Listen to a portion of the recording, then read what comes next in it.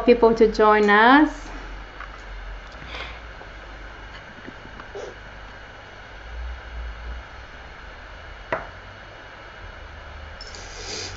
Hello! Olá, gente, obrigada por conectarem. Hello! I'm gonna wait a few minutes for more people to join, and then I'm gonna invite Patrick to join this conversation. So Patrick, I have to send a request. I'll send you a request now. Sure. I know you have to join the live first, Patrick. Okay. Hello, people on YouTube. Welcome. This is the Astrology Blend. I'm Flavia Melo. I'm an astrologer and psychologist, and I'm very excited today because I have a very special guest, and it's the first time I'm streaming live also on YouTube. So it's the launch of my channel, so I'm really excited. So we're gonna have this conversation on Instagram and also on YouTube. Yes, so I'm gonna invite my special guest today.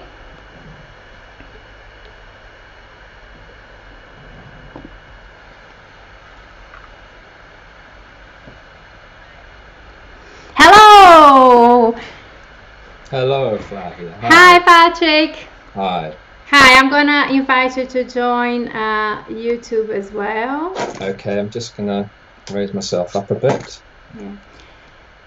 So everyone that is watching us, welcome. Thank you very much for joining us. This is the Astrology Blend.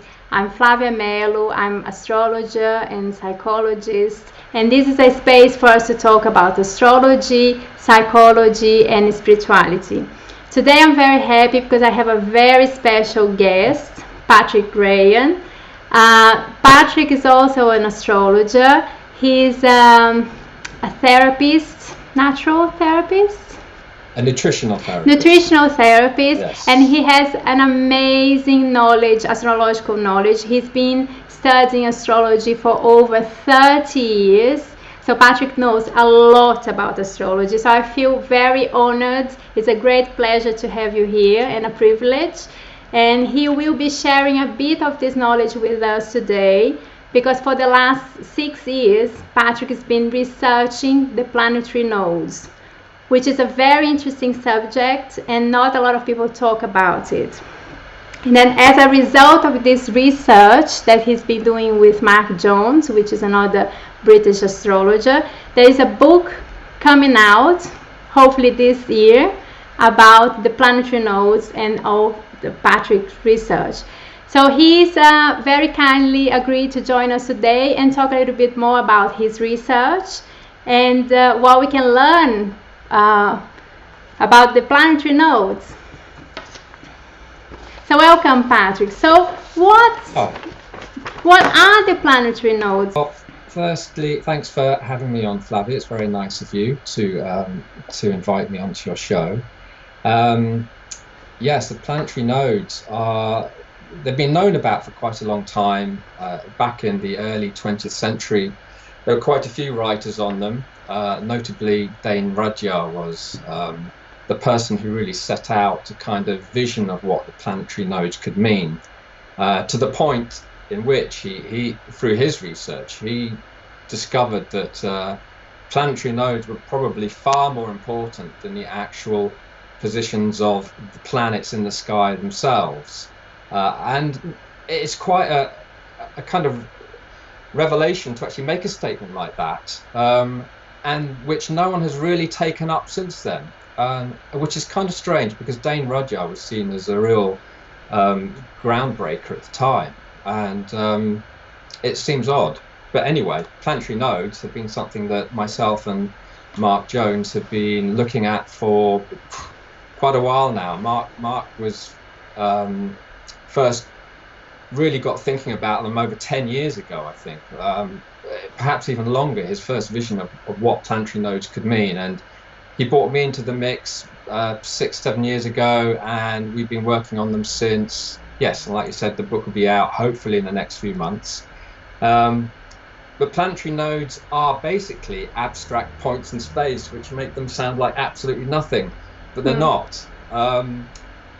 Basically, a node is formed when a planet intersects the ecliptic. So I'll talk about the ecliptic in a second, because I know, Flavia, you wanted me to clarify that a bit. Yeah. So are you sharing my PowerPoint at the moment? Yes, I am. Okay, so we can see here we've got I just wanna get back. If you have any questions, guys, please just type in the questions in the comments, and then we're gonna do our best to answer them. And then if you're watching this not live, you can still send us your questions, and then we're gonna answer them. Okay, go on. Cool. Thanks. So yes, so here you have an image of the Earth in its orbit around the Sun, and it's the Earth's movement around the Sun that describes or creates the plane of the ecliptic. And I'll show you a bit more of the ecliptic in a sec, but probably many people have heard of the nodes of the Moon. Yeah. And in this diagram you can see how the Moon orbits the Earth. Where it intersects the ecliptic is a nodal point. So in this diagram you can see the Moon is about to go and just hit the descending node because it's going under the ecliptic, and when it goes back up again above the horizon, it will be the ascending node, and that is typically what we know as the north and south node of the Moon. So it's the same with the planet. Here I put Pluto in the orbit, and you can see that where it hits the far node, it's the descending node because it's going under the ecliptic, and when it hits the other node, it's rising up above the ecliptic. So they're the south and north node of the planet. But obviously these planets, they're not in the same orbit as the Earth, otherwise you get collisions of planets. So a node was,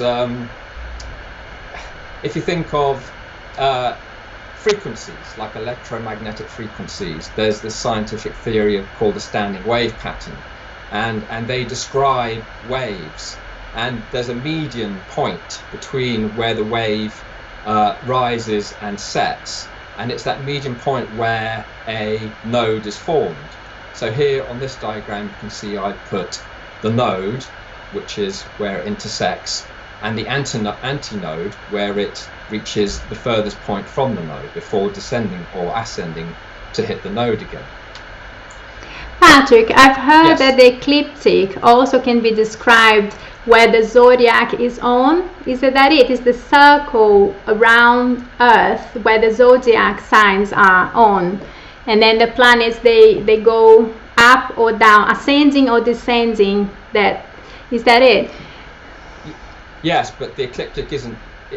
The zodiac is incidental. The ecliptic is primarily from the Earth going around the Sun. And yes, what we do is that we look at a planet in the sky, which also has latitude, because when we talk about planetary positions, we're only really talking about the longitude, and that is where the planet is in relation to the ecliptic. So you could have a planet that is very, very high in latitude, and we'll only think of it in its longitude position. So we drop a line down from that latitude to where it hits the ecliptic, and that's how we measure the longitude. So I hope that's a good description. It's probably quite difficult without a diagram, but this one I hope might show you something of it. Here we've got Pluto, and you can see that it has the ecliptic line, which goes horizontal, and then you've got north celestial latitude and south celestial latitude. And when Pluto comes up from below, it'll hit its north ascending node. So in this diagram you can see that Pluto is about to hit the little red point, and that will mean that it is now rising above the ecliptic, and so that is its north node. And that's what this diagram is showing here. So we can also look at it this is a diagram of the south node of Pluto. Now, I hope people are hanging in there with me, because it might be getting too complex. You let me know if I am. But this shows the degrees of longitude. I just want to say there is someone commenting here that we can't see the planets. Yes, because we are streaming simultaneously on YouTube and also on Instagram. So if you go on YouTube, you can see the PowerPoint presentation. So yeah, but it's going to be recorded there, so we can go back to the recording and see what Patrick is talking about. I hope that helps. Sorry about that. But so it's like you can imagine, I think it's like the Earth has its orbit around the Sun, right? I think you can imagine that orbit going horizontally, extending horizontally, indefinitely, right? Just extending the orbit of the Earth around the Sun, extending horizontally, right? And then we have all the planets, and then where they then cross that orbit, and then that would be going up would be the north node, and going down the south node. Is that correct, Patrick? Can we say that in a very simple way? Or yeah, I've got a very simple graphic coming up that shows the ecliptic. I know this probably looks quite complex, but it's not if you just think about it, because you've got time and you've got the degrees in longitude. So basically, the south node of any planet moves within a certain range. And here I'm talking about geocentric nodes, not heliocentric. And there's a difference, but I'm not going to try and describe that now, I think, because it might confuse people too much if they're not familiar with the nodes. But in this graph, you can see that the annual range of the south node of Pluto is from 18 degrees Capricorn to 22 Capricorn. And you can see that this also forms a standing wave pattern. And so really I wanted to show these because it emphasizes this concept of the wave and how everything has a frequency. This is the south node of Pluto. Even the south node has a frequency as much as the planet has the frequency. Okay, so it's basically what you want to get from this is that everything in astrology depicts a kind of waveform, a frequency, a vibration, if you like. Yeah. So this is what would happen if all the planets intercepted on the same point.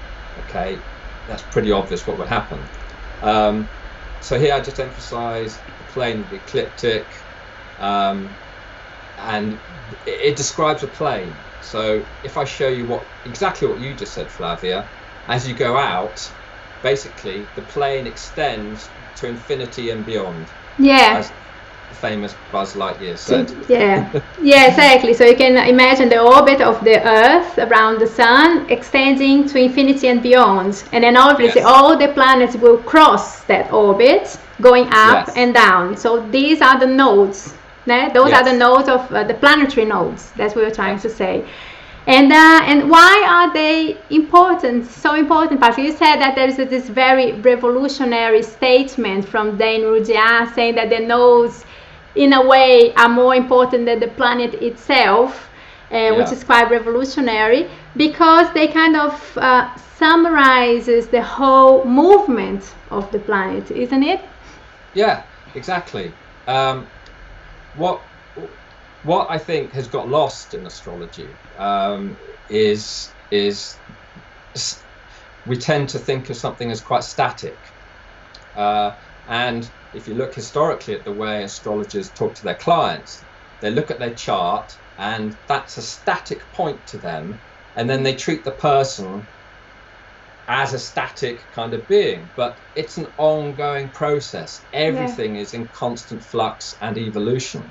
And so the chart just basically represents that moment, that one point when you are born. And there's a whole evolutionary process that is described far more eloquently by the continuing movement of the planets, both in longitude around the zodiac and also in latitude, which is how the nodes are determined. And it's a combination of those two things which yes, it adds complexity, but as I said, it's much more poetic when you start looking at particularly historical events, how they can manifest. Yeah, that's really interesting because we know that the nodes of the moon, they in a way describe the history of the conditioned self, right? Yes. Because the moon is kind of our, in a way, it's how our consciousness got is our personality, let's say, in a way, is how our consciousness got individual, became an individual, right? We kind of became a person through the learnings we had through life, our conditions, our education. So, and then the nodes of the moon describe how we became that individual self. Right? Is that what I'm saying? Yeah. Yes. Yeah. Absolutely. Yes. They represent two points on an equilibrium, if you like. You can't have one without the other. The two exist together, and so typically you would have very black and white. The north node would represent the future, and the south node the past. But they are, because they're on a continuum. You could say that the south node represents everything that you brought with you, your resources, your inner kind of resources, really, about what you have to offer. And the north node is really about putting that out into the world in some way, but also challenging and creating new avenues of thought, new avenues of being.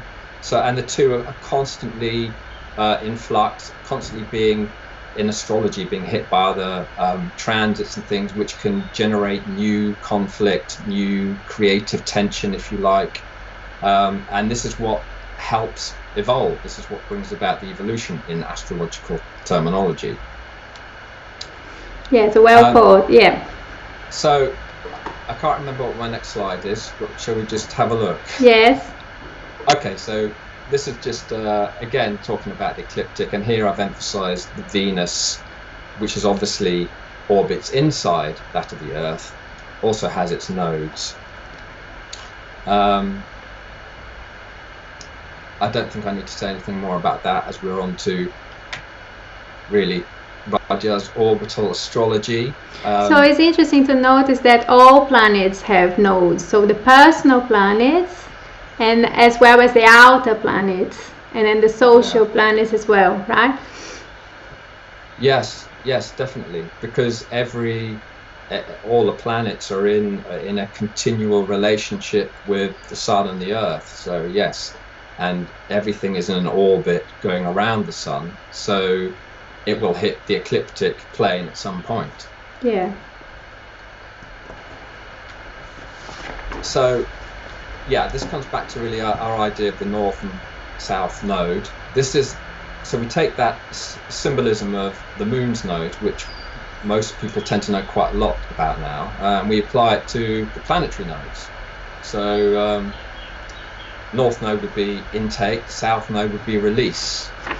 And so you can apply those to the planetary nodes of the other transiting bodies.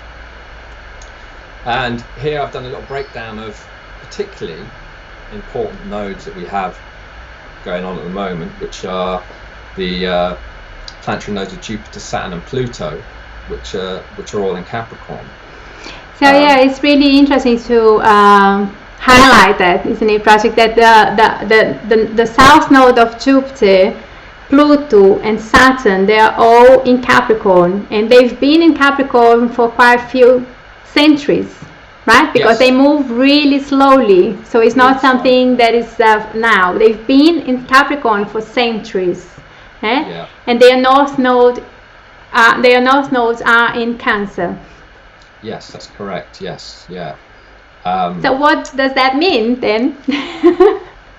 Well, I don't know really. I mean, we've been applying this take the symbolism of Capricorn and Cancer, and apply it to this concept that the nodes represent collective significance, and this has been the primary thesis of Mark's new book that I've been working on and have done so much research for.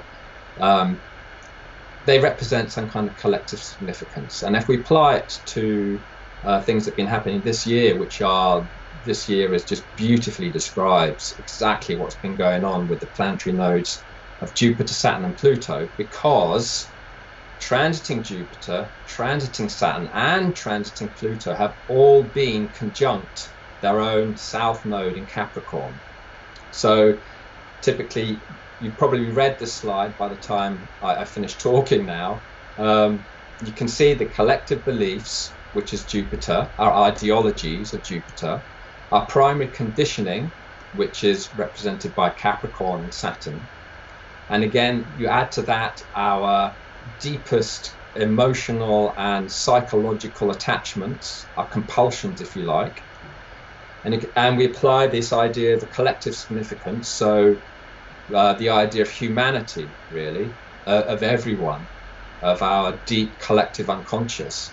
And our roots, all of those roots lie in the history of civilization. So the structure of our entire reality is based upon these three nodal positions, because they've been there for like thousands of years. And when their own planets reach them, then it's the ending of a cycle. And this is one of the most important concepts of the nodes. All right. You can see everything that has occurred since the last ascending node. So when these planets were ascending the horizon, it kind of, you can apply the symbolism of the new, if you like.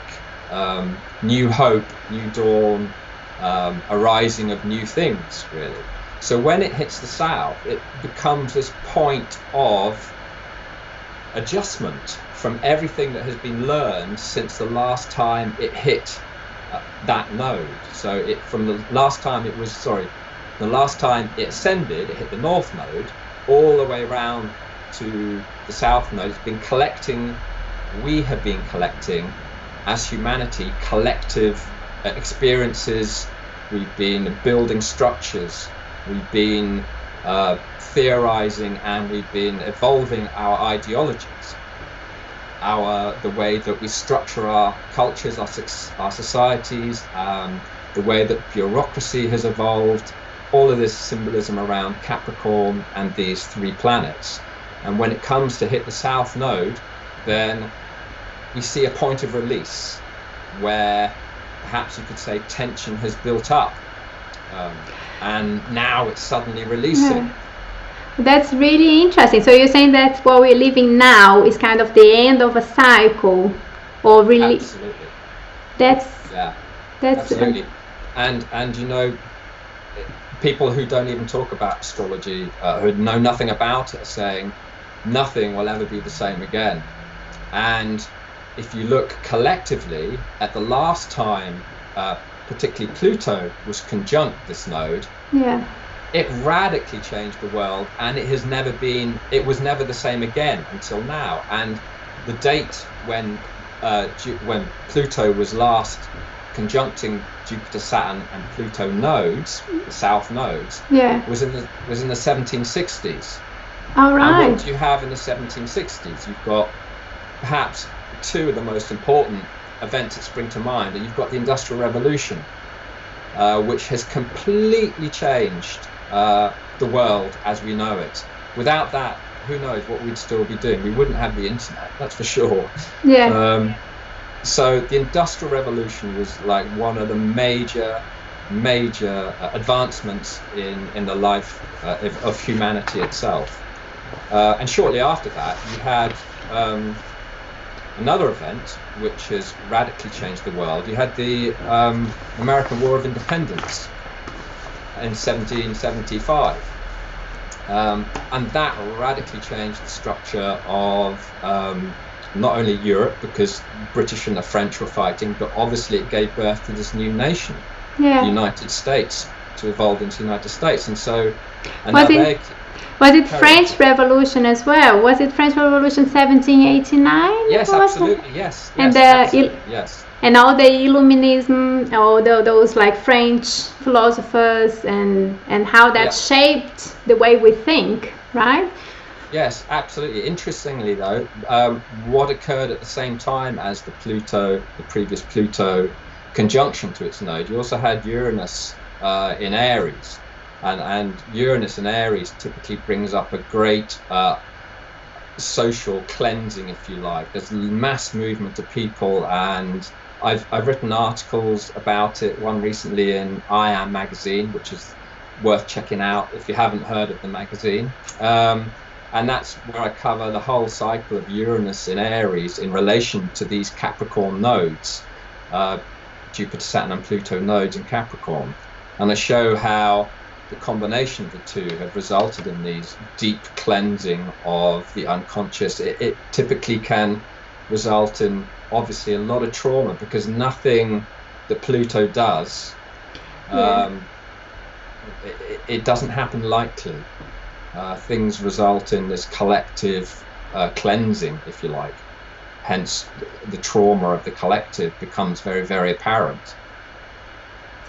That's fascinating. That's fascinating, Patrick. And then to think that our collective relationship with beliefs, which is Jupiter, the nodes of Jupiter, our collective relationship with social structures, which is the nodes of Saturn, and then what our collective attachments, which is nodes of Pluto, and they're all the south nodes in Capricorn, how we've been then structuring our society based on hierarchy and domination, all the Capricorn themes. Now, of the people, patriarchism, people are at the top dominating people at the bottom, and we see a lot of that. And now there's hierarchical structures that are not very, and then I think as well we've been building our society to believe that there is a God that is distant, from us, like this Capricorn, the God that is distant is going to punish us, is going to, or there is God at the top that's watching us, and then if we do something wrong, we're going to be punished for our sins, and then also there will be a leader that is again away from us, that is going to lead us or show us the way. And our spiritual leaders too. They sit on thrones, and they're very detached from all of that. And how we are attached as a collective to power structures and to hierarchy, and then I think now this moment that we're living in is showing us that we need to transform that somehow. We need to change that somehow, that this social structure of domination it's not working for everybody. And I think it's everyone knows that this year of 2020, it's been a really good opportunity for us to review our priorities and what is really important and what is our role in society. And this thing of the leader, all the political leaders, they are like losing credibility. So people are realizing that there is no leader. So this waiting of a leader that is going to come, and there won't be. And then how, well, I don't know if I'm jumping the sequence, but this makes me think like how we can be the leaders or be more political and take our role in society, which I think we're talking about the Cancer North Node. And it's this collective leadership that's not removed. Does it make sense? I think I've been thinking a lot about that, and that's absolutely, and I like to think of it in a larger context too, of we have been moving into the Aquarian age, where we've had this rise, this very fast rise in technological advancement, and also the Aquarian age is all about the masses, the people, humanity kind of creating and identifying their own unique contribution. And we're not now looking up to people, gods, religion, or scholars, political power, the scholars, people on a pedestal who are saying, this is the way it is, listen and obey and don't think for yourselves. This is all about embracing our collective identity, our humanity together, and from that reaching this point of we are all human beings, and we must recognize that in each and every one, so that we can all evolve together, without this idea of trauma, which of course is the other Uranian, Aquarian symbolism, is around the hurt and pain that we have all experienced. And we have that collective pain too. And so, yes, whilst I like to think of it in terms of the Aquarian age as well, and what that might mean as an overview of the planetary nodes. The planetary nodes then offer an overview of the planets themselves. So it's kind of like a filtering down, if you like. Yeah, so, I think that's really, yeah. So that shows us the importance of then see what we have to learn from the Cancer polarity of Capricorn then. Yeah, well, it must be really to do without going to the polar opposites.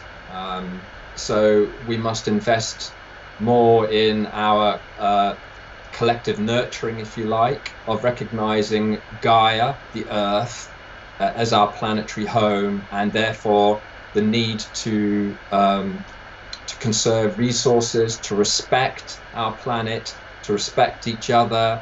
I think all of that comes under the umbrella of the archetypal feminine. Yeah. And how we have all, as humanity, we have become disconnected from that through this idea of achievement and conquering and the rape of the world, the planet, how we've just milked it of all its resources, and expecting that we can survive that, and we can't. And one thing we haven't mentioned, obviously, is the ongoing ecological crisis. And no matter what your take on global warming, things are pretty bad globally, ecologically. And so I think returning to, or at least trying to think about the North Node placements of Jupiter, Saturn and Pluto in Cancer would certainly be about creating new ideologies with Jupiter around our theory of Earth, about recognizing that we are all animals, we have our physical bodies, we rely on this to sustain us, it's our resource, and to create new structures for government, the Saturn aspect, to create new collective structures that nurture humanity ourselves and that aren't based upon the lone mountain goat on the hill just telling us what to do. So we must be collectively together as a whole, and I think you see that happening all the time now. They're manifesting as riots in this process of upheaval, but people are really identifying with. They've had enough. We've had enough of being told what to do. Yeah. People have had enough of fake news, if you want to call it that. But we don't know what to believe anymore, and that's a very Jupiterian concept. Our belief. What do we believe? And it's all being shaken up now. And I think when we come to, it's going to be a long process, but when we can think about integrating the Cancer North nodes, I think we'll have a completely new system of governing our world, that will have this chance to collectively heal our deep compulsions, our unconscious compulsions that we tend to manifest during these times of upheaval, which typically affect our ideological structures and that of our governments. Yeah, and totally. And I think as well there is this Cancer inner security process as well, that I think all this uncertainty that we're living now, that out of a sudden everything that we knew, that reality as we knew is totally not there anymore. I think this is kind of giving us an opportunity to then find another source of security, or find another center within us, and then we can feel more secure in ourselves and not relying too much on social structures or social guidance or someone telling us what to do or what to believe in order to feel secure. And then it's us then seeing for ourselves what we believe in what, and building that grounding, that security within us, so that we can act as a collective, and then we can take our place in society and our role. I think that's so beautiful. And then I think it goes together with the north node of Neptune, we're saying in Leo, because then Neptune is the south node is in Aquarius and the north node is in Leo, right? And I think it shows, like, in terms of our beliefs and then our relationship with our, not beliefs, but our spirituality, and it's how we as a collective, we are very fragmented, and then now it's a process of us integrating who we really are and embodying our own authority. Yes. Yeah, beautiful. I couldn't have said that better. I think that's spot on. Yeah, and let it shine, our creative expression in the world, but we need to own our authority. And I think that and then find God. I think we were talking about this God being a distant figure, and then find God, the joy, the connection with all is and creation within us, because in a way we are all God, in the sense that we're all connected to everything. So and then I think bring that closer to us. I think it's a major, in my opinion, healing process that we're going to live as a collective, looking at the north node of Neptune in Leo. Yes, yeah, it's true. And collective healing, I think, is a really important aspect, as you mentioned, with the south node being in Aquarius. It's time for us to stop identifying with our wound, if you like, and to each individually to go in and find God within. To find the spirit within, whatever terminology you want to use for it. It's about, through our own creative process, identifying the healing component in each and every one of ourselves, and being able to externalize that in the world. So, and it really comes down to the core nature of our ability to create as human beings. We are creative. We are so creative. We've created just incredible things. If you consider, since the Industrial Revolution, it's time for us to think more in a more expansive way, I think, and to completely embody our dreams, embody the dream of collective healing, if you like, and to manifest it in the world in some way. Yeah, and that's really good. And Patrick, when the planets, so Jupiter, Saturn, and Pluto, when they move on from their own south nodes, and then do you think it will be a new cycle beginning? Because you said that you are like as they hit their own south node, is as if a cycle, the end of a cycle. Yes. So can we say that as they move on, for example, can we say that then is the beginning of a new cycle? Yes, it's a beginning of a meta cycle, if you like. It's because it's an ongoing process. Yeah. It's difficult to think of anything as a linear moment of something completely new, because hopefully we'll take the best from the last 280 years and we'll incorporate it into the new, as all this old stuff is stripped away through this deep collective cleansing that we're going through now. Yes, it is a new cycle. It's a new phase of an ongoing cycle, and from that we will start to reap rewards as things fall away, hopefully, which will be gleaned at the nodes of Cancer, where we'll be able to have established a new world order, if you like, that one is based upon collective healing. So yes, it's a new cycle, and yeah, I think all we can do is have faith in humanity, really, and have faith in ourselves, because it's that's been cleansed, isn't it? We don't have faith in our governments anymore. We don't have faith in the structure of the collective experience, and it's been happening all over the world. So Yeah. we can only hope that once all this silliness has ended, that there are more things put into place so this doesn't happen again. I think would be an interesting idea for us to embrace worldwide, really.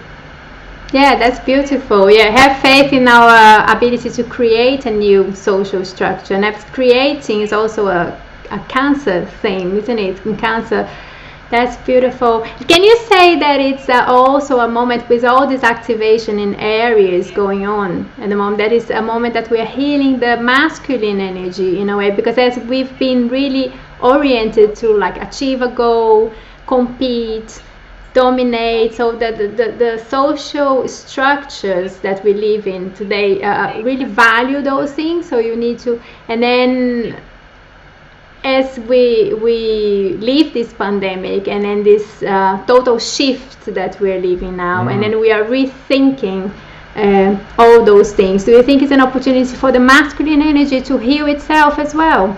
Yeah, yes, very likely, and it's really interesting what you said. I mean, right at the very start of the year, the whole world goes into lockdown, and everyone is thrown back into their home environments. I mean, it happened overnight, it feels like.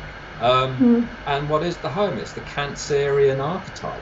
Suddenly, the goat has been toppled from his mountaintop, and we're all at home in our Cancerian environment, nurturing ourselves. No one wants to go back to the old ways, surely. Who wants that? That rat race, that 9 to 5, that sense of always having to climb the next step up the ladder. If it can be done at home or in a more nurturing environment for us individually as human beings, then I'm all for that. Yeah, me too. I think it's important. I mean, if you look at, I was just thinking then I was reading, I think it was Maya's, anyway, early 20th century astrology was writing about the Capricorn Cancer archetype, and Capricorn being the structure of the ego, and Cancer being the psychic content of the ego. And they're so very, very opposite. They're so very different things. And if you look at the structure of our cultures and how basically we've lost touch with the very psychic inner beingness of our natures. Exactly. For what? We're sick. The planet is dying. We have illness rife, and now we have COVID, and we're thrown back onto our own resources. We're thrown back out of the world. The world's out there, and we're not allowed into it because there's this disease out there that we don't want to catch. So we're all at home, and for a lot of people, it's a healing environment. For those that it isn't, then that's very sad. And hopefully, all these people, we can all come together and do something about it.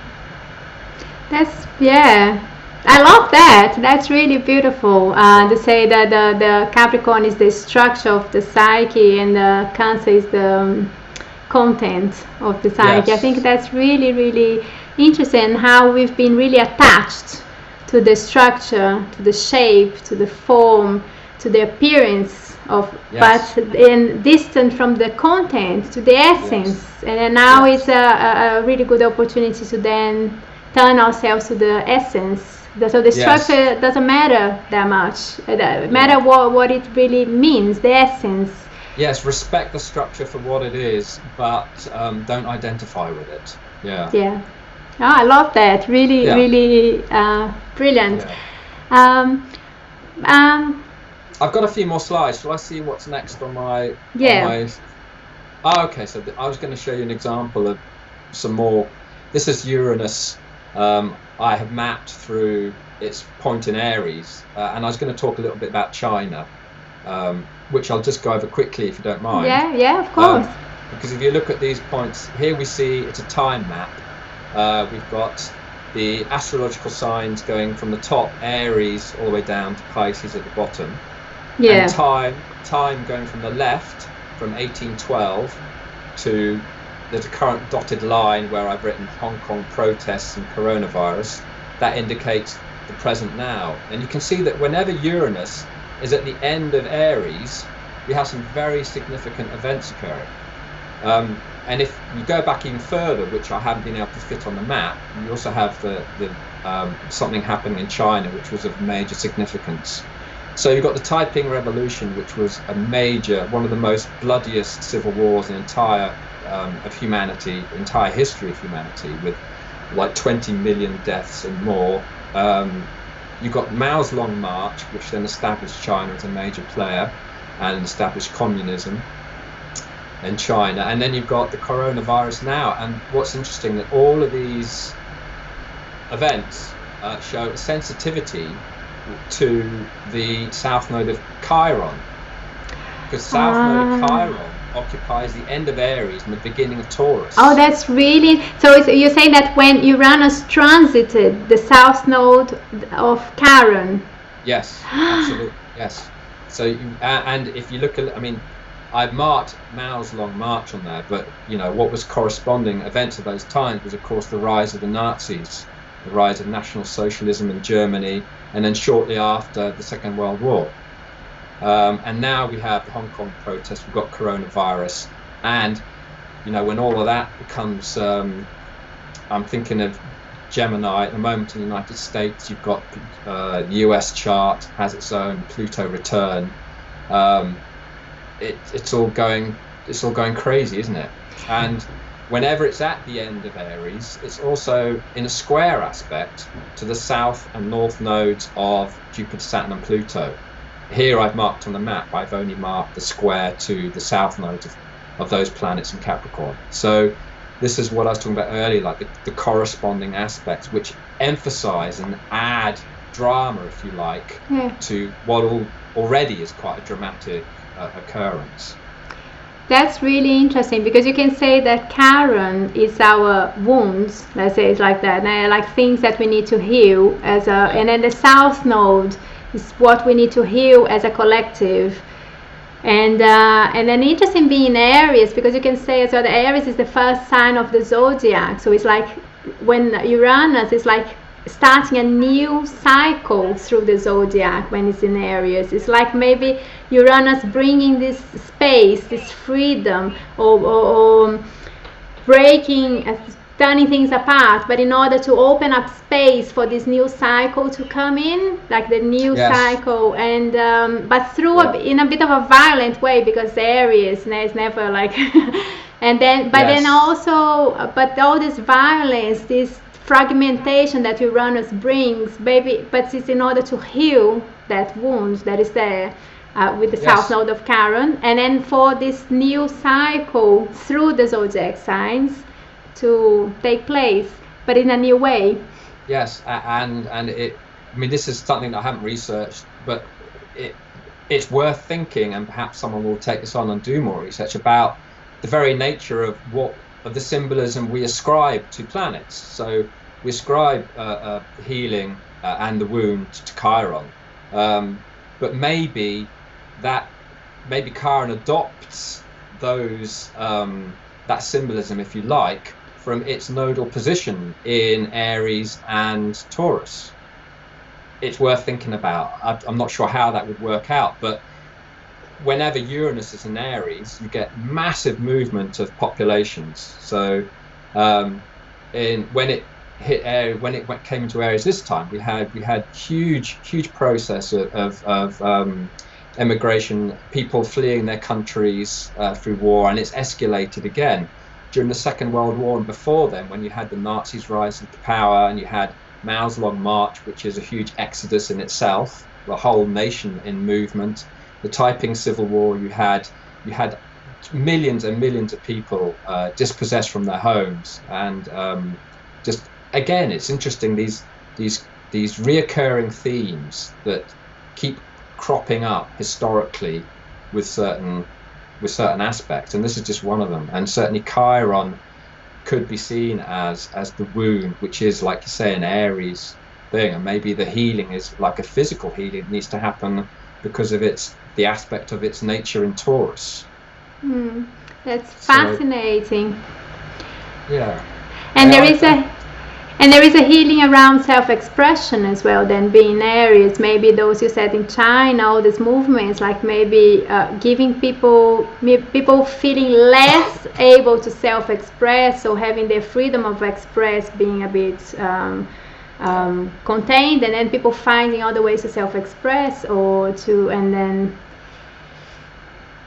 Yes, and then how that then goes on to create our inner values, really, how we then relate to the world as each sign progresses from the next, as a kind of developmental process.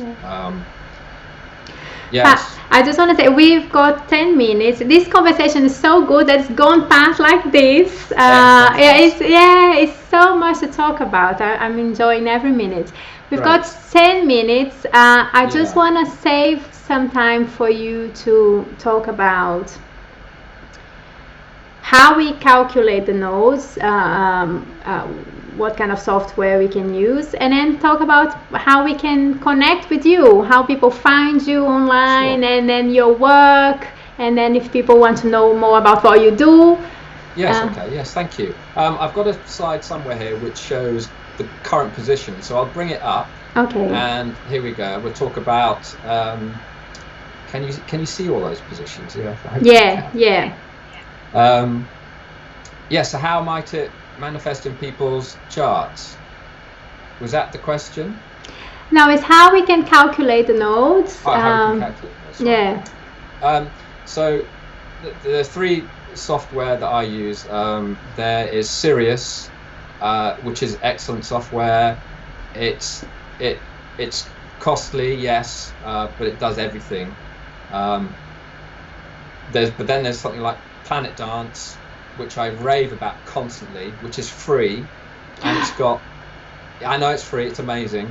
And the graph I just shown you was an aspect of Planet Dance. You can look at all the planetary nodes in graphic format and plot it throughout time, and they can also be mapped on your chart.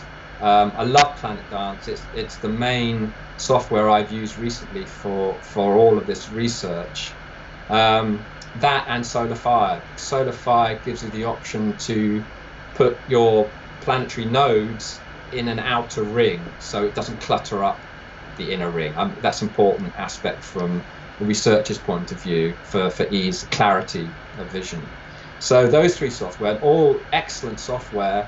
Certainly, if you've got the money, I would certainly buy Sirius and Solar Fire. If you don't, then you're going to be absolutely fine with Planet Dance, because it's a beautiful bit of software. Amazing, Patrick. And before Instagram cuts it out, sure. Tell me more about your work, how we can connect with you, and what's coming up in your research. Okay. Yeah. So I work. I'm a researcher. I do editing as well, primarily for astrologers. I do research, and I also help write books, as in edit them for astrologers. You can connect. I've got a new website called Astro-Gnosis. That's Astro and Gnosis. And it's called that because it incorporates a lot of my ongoing passions, if you like, around nutrition, Kabbalah, and astrology. So it's kind of like an attempt to synthesize those three interests of mine. Unfortunately, there's not as much on there as I'd like, because I don't get much time to put on there. But I've also got a Facebook page, the astro-gnosis.net Facebook page, which you can connect to. And at the moment, I'm just looking forward to the Planetary Node book, written by Mark Jones, researched by myself. That will be coming out anytime now. Yeah. Literally now. Anytime now, it should be out. And it's going to be a groundbreaker. There's so much work being put into that. I'm hoping that the astrological community will really take it up and start looking at it themselves and taking it seriously and doing their own research and contributing to what this endeavor, what this area of research could lead to, incorporating latitude into our longitudinal understanding of astrology. Okay, any future plans for research? Do you have any other researchers lined up? Or yes, always. I mean, with the planetary nodes, we still got to look at the personal planetary nodes. We've already got some really interesting insight into that, and certainly a few astrologers in the past have looked into personal planetary nodes, and there are a few now who are starting to take it up and be interested.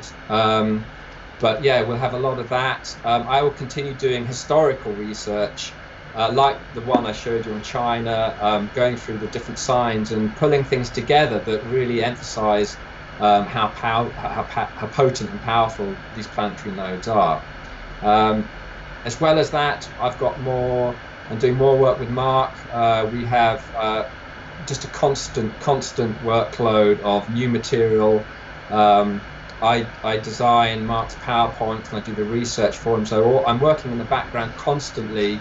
We're talking about new ideas all the time. So if you're not familiar with Mark's work, check it out. It's as far as I'm concerned, it's all cutting edge material, and it has depth. This is real psychological insight which can aid you in your lives. So if you're not familiar, please do check out plutoschool.com. And connect with us. I think if we have really good quality information, astrological information these days, it's partially thanks to you and all your efforts, and to make this all available to us. So that's really incredible. Thank you. Yes. Patrick, thank you so much. Unfortunately, we'll have to finish. I will definitely join your Facebook page, and we're gonna keep waiting anxiously for the next research. Thank you very much. It's kind of you. Yeah. Thank you. But thank you so much for joining us. It has been amazing. It's a shame that we just have 1 hour. But if we have any other questions, and then I'll send over to you. But thank you so much. It's been really okay. Thank you very much for having me. Thank you, Patrick. I'm gonna thank you everyone who watched us, and then also on YouTube. And as I said again, if you not watching live or watching the recording, send us some questions, and then we can send the answer later. Okay. Take care. Bye, Patrick. Bye bye. Thank you. I'm gonna